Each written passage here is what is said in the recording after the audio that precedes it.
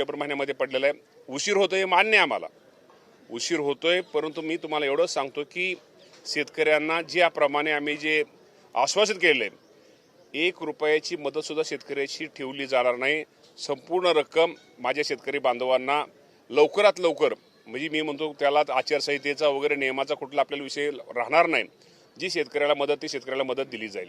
मामा, खरं तर बच्चू कडू त्यांनी काल खरं तर खालच्या भाषेत खूप टीका करताना असं म्हटलं की आमदारांना कापून काढा, शेतकऱ्यांनी आत्महत्या करण्यापेक्षा ही मदत मिळत नसेल तर ही कसलं. म्हणजे मला बच्चूभाऊ माझे मित्र आहेत.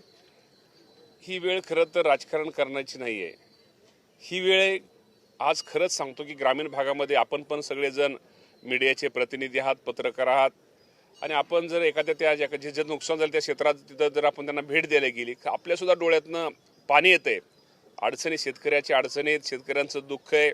आम्ही पण शेतकऱ्यांचीच मुलं आहेत, त्यामुळे शेतकऱ्यांचं दुःख काय, शेतकऱ्यांची अडचणी काय, की त्यांनी जे शेतामध्ये घेतलेलं पीक आहे आणि त्या पिकावरती जे त्याला उत्पन्न मिळणार होतं, त्या उत्पन्नावर त्यांनी खूप प्रकारची स्वप्न रंगवली होती, पण त्या सगळ्या स्वप्नाचा चक्काचूर झालेला आहे.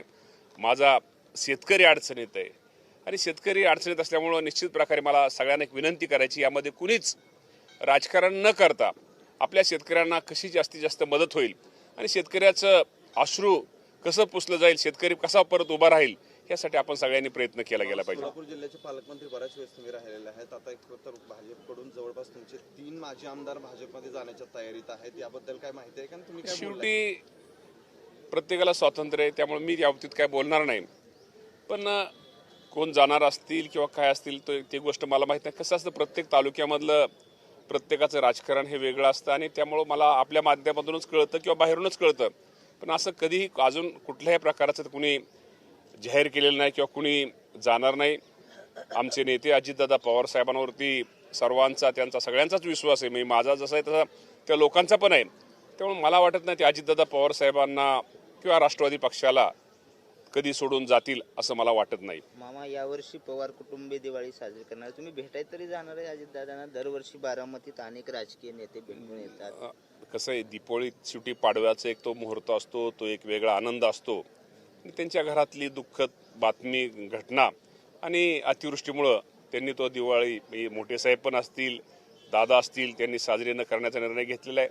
त्यामुळं कालच माझी दादांची भेट एका कार्यक्रमामध्ये बारामती तालुक्यामध्ये भवाननगर आणि इंदापूरच्या बाँड्रीवर असणारं काटेवाडी गाव आहे, तिथं आसपास तिथं आमची भेट तर आमची नेहमीच होत असते.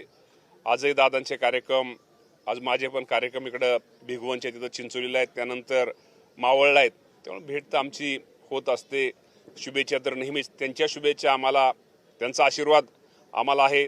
आमच्या पण त्यांना निश्चित प्रकारे दादांच्या बाबतीमध्ये तुम्हाला सगळ्याला माहिती आहे. त्यामुळे आमचं नेहमीच आनंदाच्याच गोष्टी त्यांच्याकडून आमच्यावर राहील. त्यामुळं शुभेच्छा द्यायचा किंवा पाडव्याला जायचा विषयच राहत नाही. मामा, महायुतीमध्ये सगळं आलबेलं आहे असं नाही, कारण महायुतीतले नेतेच एकमेकाविरोधात लढतात. आधी दंगेकर चंद्रकांत दादा, आता तुमच्या नेत्या शेवटी ही लोकशाही.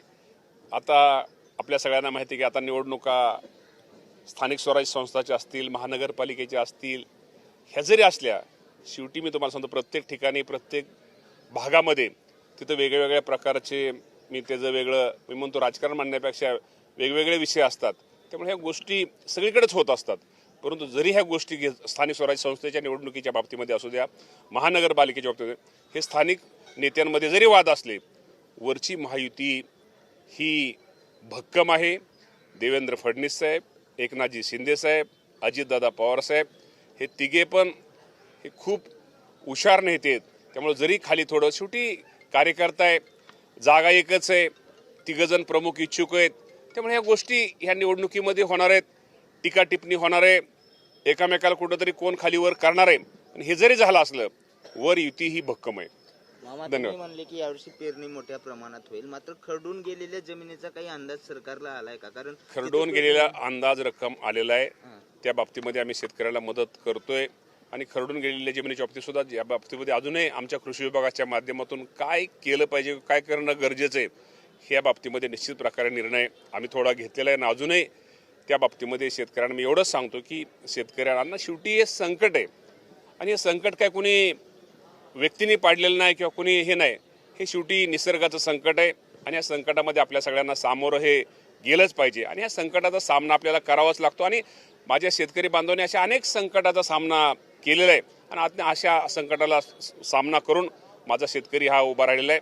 त्यामुळं मला आपल्या माध्यमातून शेतकरी बांधवांना एकच सांगायचं आहे की ह्या संकटात शेवटी हे निसर्गाचं संकट आहे. आपल्या सगळ्यांना माहिती आहे की पूर्वी पाऊस जो वर्षभर पडायचा तो एका दिवशी इतका पाऊस जोरात पडतोय, त्यामुळे आपले ओढे, नाले, नद्या यांना पूर येतोय.